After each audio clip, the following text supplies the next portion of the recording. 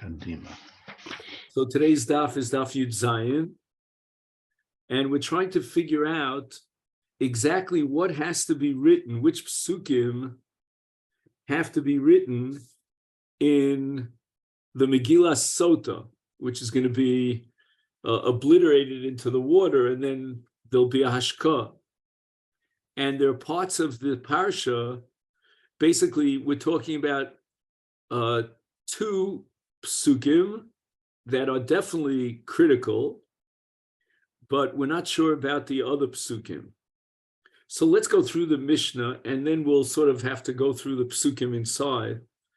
Balo lichtov es hamegillah me'ezem makom hu kosev. So now we have the Shita of the Tanakama, which is the Shita of Rabbi Meir. And Rabbi Meir says that we begin with im lo shochav ish. Now that's very interesting because the im lo shochav ish is in the middle of Pasuk Yutes. So Pasuk Yutes actually opens with Vishbia osa hakohen v'omar el ha'isha. And that's just a mandate to the Kohen to be mashpia the Sotah. That doesn't have to be written in the Megillah Sotah, because the Torah commands us in the Megillah Sotah, which is in Bamidbar Hey Pasuk of Gimel, the Kosav es ha'olos ha'ela. So the Torah is telling us to write the klolos in the Megillah Sotah, to be mashke the Sotah. It does not include the words Vishbia Osa HaKohen. But in the middle of that pasuk, it says, Im lo shochav ish osach, v'im lo satis tuma tachas ishechi noki, etc. And that's really a bracha, but it's a bracha with an implicit klala. Because what the Torah is saying is that if you are innocent, then he noki. And then it goes on to actually explicate the klal of yat kisatis tachasi sheikh v'chinitmeis v'yitain blah blah blah, and then it says that b'seis Hashem es yirechech nofeles vespitnech tzava ubo ma'imayim elav v'mayech litzvos beten, etc., etc. So this is what the Tanakama is saying, that we start in the middle of Pasuk Yutes with Im lo shachav ish, the Im lo satis tuma tachas ishechi noki, etc. That's Pasuk Yutes, leaving out the introduction to Pasuk Yutes. And this is based on the principle of mitoch lav atashaveh hen. So the Torah is saying Im lo satis, then you'll be okay, hinoki, but Im satis, then there'll be a klola. And then we go on to Pasuk Chav, the at ki satis, and that Pasuk is going to be written in the Megillah Sotah in its entirety, because that's the essence of Megillah Sotah, ki satis, etc., followed by Pasuk Chav. However, I'm sorry, by Pasuk Chaf Aleph, but here's where we again have to omit something from the Megillah, because in Pasuk Chaf Aleph, Eino Kos, he doesn't write that Pasuk in the Megillah, Vishbia HaKohen es ha'isha b'shvuas ola, etc., etc., because Pasuk Chaf Aleph again is just a command to the Kohen. It's not part of the Guf HaKlola. It's only a tzavah that the Torah is commanding the Kohen to be mashbia the Sotah. Okay, now we move on to Pasuk Chav Beis. So we're skipping Pasuk Chav Aleph, the Kosev, and Pasuk Chav Beis, and Pasuk Chav Gimel. These two psukim will be sort of the, the kishkis of the klola. Yitein Hashem osach li'ola u'l'shvua, etc., etc. And then we get to Pasuk Chav Beis, ubo hamayim hama'orim ha'elu b'meyach litzpos beten Vilan Pil Yorech. However, the end of Pasuk Chav Beis is to be omitted, Eino kose v'omra ha'isha amen v'amen, because once again, that's a tzavah to the isha that she has to respond to the shvuah with a call of amen v'amen. So basically, according to Tanakama, there are three parts of the psukim that start from Yutes and end on Chaf Beis that are omitted. The first part of Pasuk Yutes, which is a tzavah to the Kohen to be mashbia, to be mashke, etc., and be mashbia the isha. And that's what it says, v'shbia osah hakohen v'omer ala isha, etc. And then we're going to skip the entirety of Pasuk Chaf Aleph and the end of Pasuk Chaf Beis. So what we're including are the brachos that Michal Lava Tashmehein, that you'll derive a klola from the bracha, and all the various tzavos, whether there's a tzavah to the Kohen or to the Isha, when she says Amen v'Amen, that's all omitted. Whereas Rabbi Yossi Omer lo haya mafsik. According to Rabbi Yossi, there's a separate halach of parsha, and the parsha requires that you write the Megillah as a parsha kiseder without skipping anything.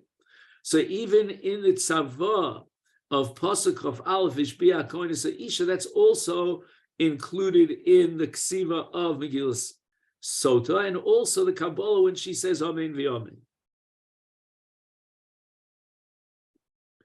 Rabbi Yehuda Omer, here's the third shita, Kol Atzmo Eino Kosev, Ella Yitein Hashem Osach Li'ola U'Shvua. He's going to leave out the brachos. So basically, according to Rabbi Yehuda, the entire Megillah Sotah consists of Psukim Chaf Aleph and Chaf Beis, and Ubo Mayim Hama'arma Elu B'mei Ayef Ve'eno Kosev Yomra Isha Amen V'Amen B'mai Ka Miflagi B'hai Kra Ka Miflagi. It says in Pasuk Chav Gimel, V'kasaves ha'olos ha'ele ha'kohen b'sefer. Rabbi Meir, Sover Meir the Tanakama, olos mamish. So we leave out the hey for a moment, and we read the word olos. And olos means the curses. Yitein Hashem, osach, and bo mayim hama'orim. Those two psukim, Chaf Aleph in the beginning of Chaf Beis. That's for sure. That's olos. And that even Rabbi Yehuda has in the Megillah. But now we have an extra hey, ha-olos. And the Tosefes hey is a ribui to include klolos habos machmas habrachos. So whatever klola you can derive from the bracha, again, using the principle of mitoch lava tashomei hein, so that the pasuk at the end of Yutes, where it says im lo shachav ish osach, etc., that has to be included. And then after it says v'kasav es ha'olos, so the hay was a ribui for brachos, we have a miut of ha'ele. L'mayit klolos she'b'mishneh Torah. We had a havamina that there's a whole slew of klolos that are written in Dvarim Perek Chaf Ches, and since the Torah here says we should write the klolos in the Megillah Sotah, there was a havamina that we would include the klolos in Sefer Dvarim. If the Torah had said v'kasav hakohen es ha'olos b'sefer, then the word olos would include even the olos in Chumash Dvarim. But since it says olos ha'ele, it's coming to exclude the klolos in Sefer Dvarim.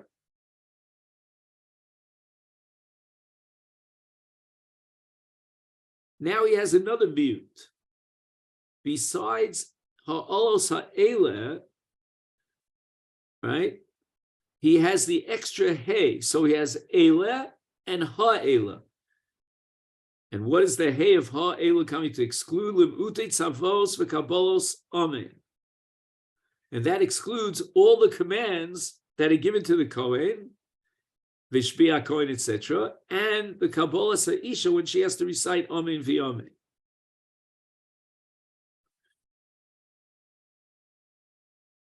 Now, what's interesting here is that the Hey of Ha'olos was a ribui to include Klos Machmas, Habos Machmas Brachos. But the Ha'ela, the Hey of Ha'ela, is coming to exclude Tzavos and Kabbalah. So the Gemara is going to point out a stira here, L'chora, in Rabbi Meir's logic, because he has a Hey as a ribui, and then he has a Hey as a mute. Rabbi Yossi, Hulo Kidakam. Rabbi Yossi, we understand that the entire parsha from the beginning to the end, from Yutes until Chaf Beis, all inclusive, should be written in the Megillah Sotah, and Olos is Olos Mamish. Ha-Olos is the Hey as a ribui for Klolos Habos Machmas Brachos. And Eile is going to be a mute to exclude Klal Shem Mishnah Torah. However, Rabbi Yossi disagrees with Rabbi Meir about the word Ha-Eile. And he holds that Ha-Eile is not a mute to exclude Savos and Kabbalos, because the Torah writes Es Ha-Olos.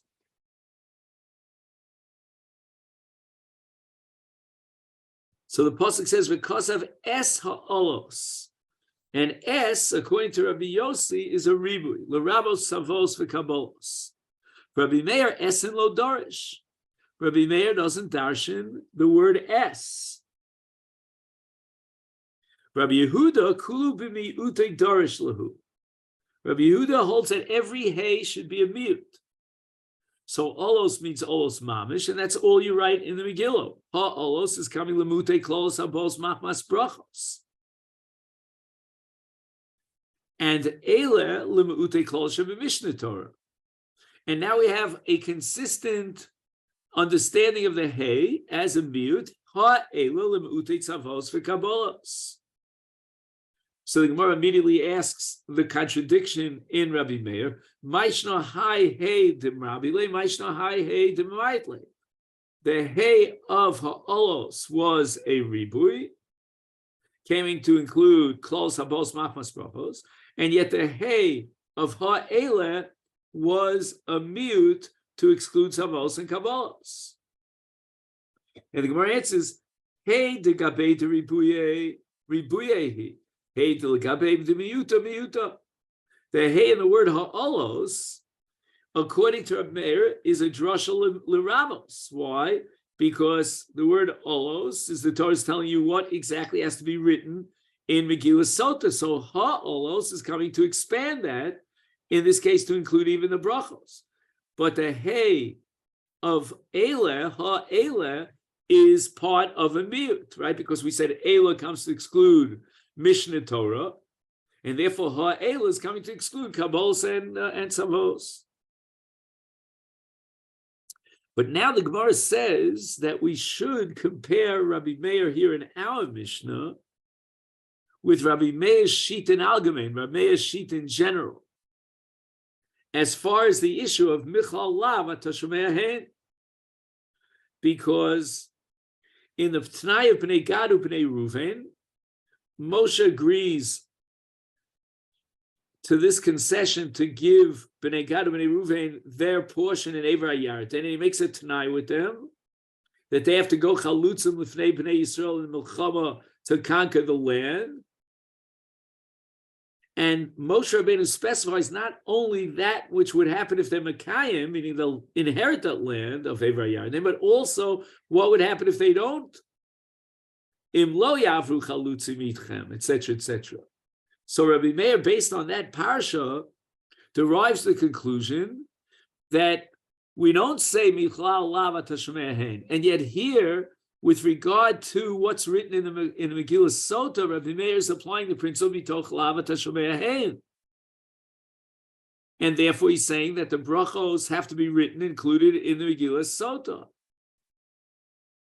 Rabbi Tanchum Hinoki Ksiv. There's an absence of an extra yud in the word Hinoki. After the hey, there should be a yud. Hinoki. And when you read the word Hinoki without a yud, the law of drashos is that a ches can replace a hey, and you read it as chinki, with a language of chanika, means she's going to drink the mei marorim. It's going to cause some sort of a strangling. So when it says hinokiim lo shachav, then the hinoki itself is a klola. So it's not michal lava tashmei hain, but rather it is a klola. Hinoki miloshon chanika. Then when it says in the pasuk tuma tachas ishech, we're going to darshan that as a separate section, a separate phrase in the parsha, and tuma tachas ishech chinki. So just to summarize, what the Gemara is now accomplishing is that, according to Rabbi Meir, it's not that michlal the brachos you derive the klolos, but that those brachos really have contained within them klolos, because hinoki is read to interpret as chinki. Dorish Rabbi Akiva. Now we get to a little bit of an agadita. Ish v'isha zachu shchina beineim lo zachu eish ochalton, which means the following: that if you take the word ish and you take the word isha, the word ish has a yud that's absent in isha. The word isha has a hey that's absent in ish. And if you add the yud of ish to the hey of isha, you end up with God's name Yud Kei. However, that's only if they were zocher. Then the yud and the hey become a name of Hashem, because there was a merger of ish v'isha in a happy marriage. But lo zochu, if they're full of strife, then eishol kolosah. Then we take the aleph and the shin of the word ish without the yud. We take the aleph of the shin of the word isha without the hey, and we end up with eish and eish. And HaKadosh Baruch Hu is mesalik yishchina mibeneim. Amar Ravu, the ish adifa mi the ish. Her punishment of eish is closer than his. My timer, high mitzaref, a high low mitzaref. And the name of HaKadosh Baruch Hu is a hefsek in the word eish of isha, because ein os mishmo shel HaKadosh Baruch Hu shemafsika be'esha be'isha he mitzurafos yechida. Do you follow? In the word ish, you have the yud that separates the aleph from the shin, so the eish is broken up. It's not contiguous. But in isha, you have the aleph and the shin contiguous. And therefore, in eish from isha, we have what's called a mitzaref.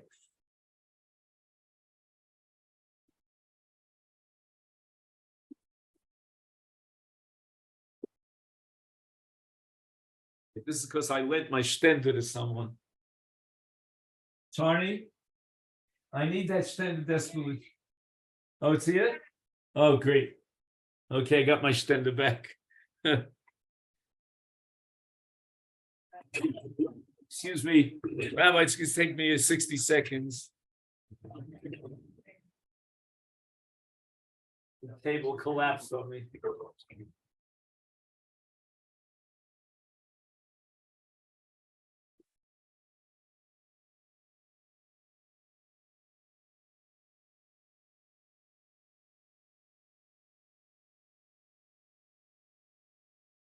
And Heichen Tachlis Isurim. Okay.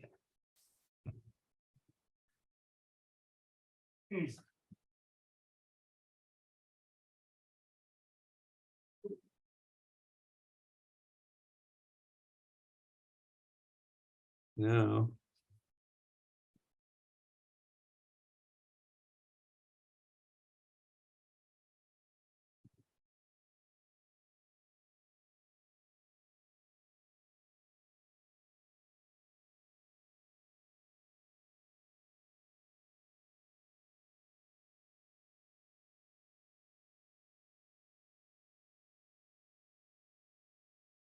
Now, apparently,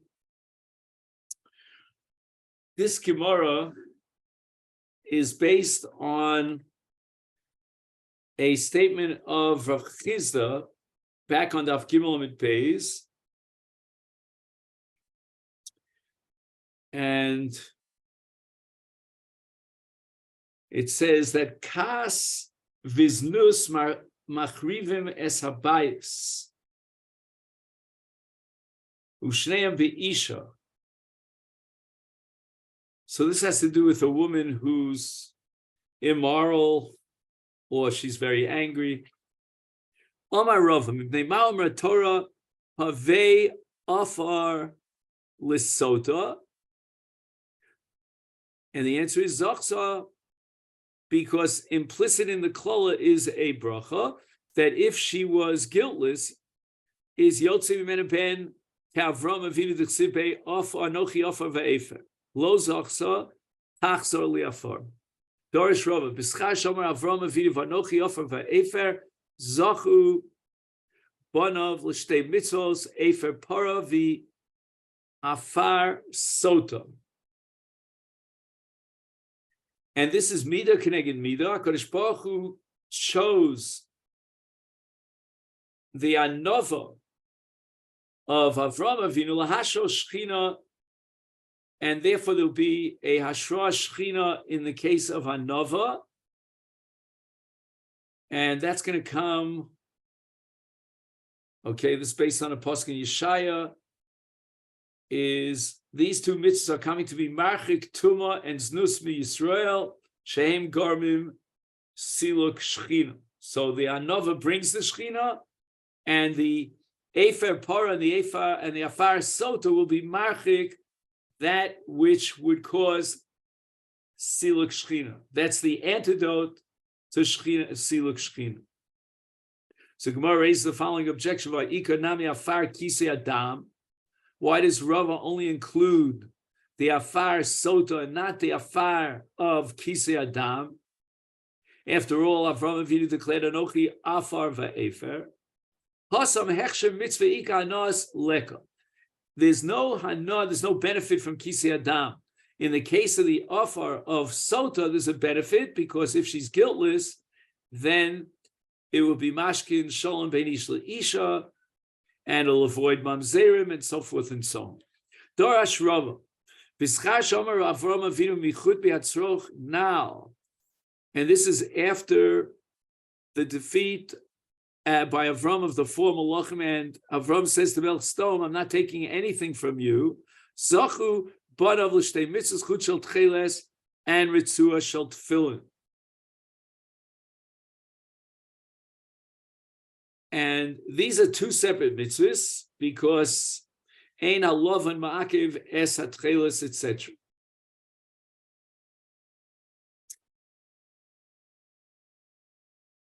Now, it says here that Avram Avinu was zocher, or shall we say his descendants, bizchus imichut v'ad tzroch now.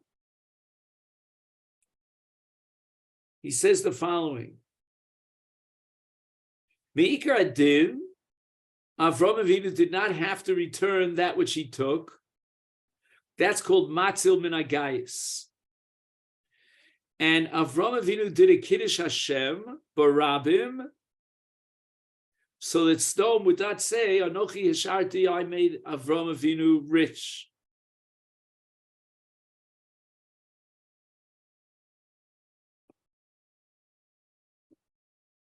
And apparently, these two mitzvahs of tzitzis, whether it's the chut of tcheles or the ritzua shel tefillin, they somehow metaphysically have something to do with Kiddush Hashem.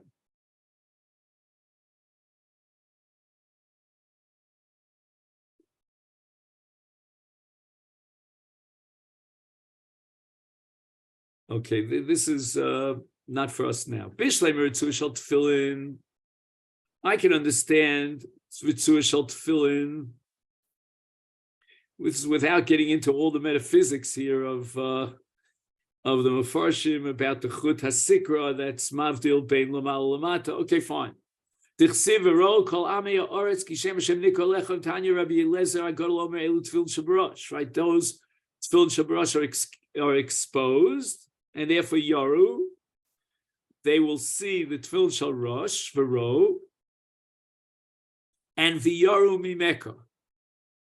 So that's called a hana, that you benefit from tefillin shabarosh, and therefore we understand that this is an appropriate reward for the descendants of Avraham.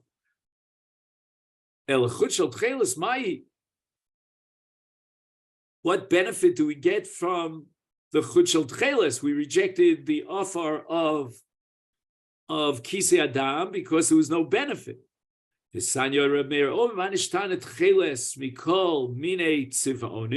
benefit do we get from Tcheles, and why did the Torah specify that color called Tcheles for tzitzis as opposed to any other color, any other dye? Mipnei shetchelis dom liyam, yam dom l'rakia, rakia dom l'kisei hakavod, shenemar vayiru eis elokei Yisrael v'sachas ragul k'masa livna sapir uke'etzem hashamayim l'toar. That underneath the raglei hashchina, shochnim hashamayim.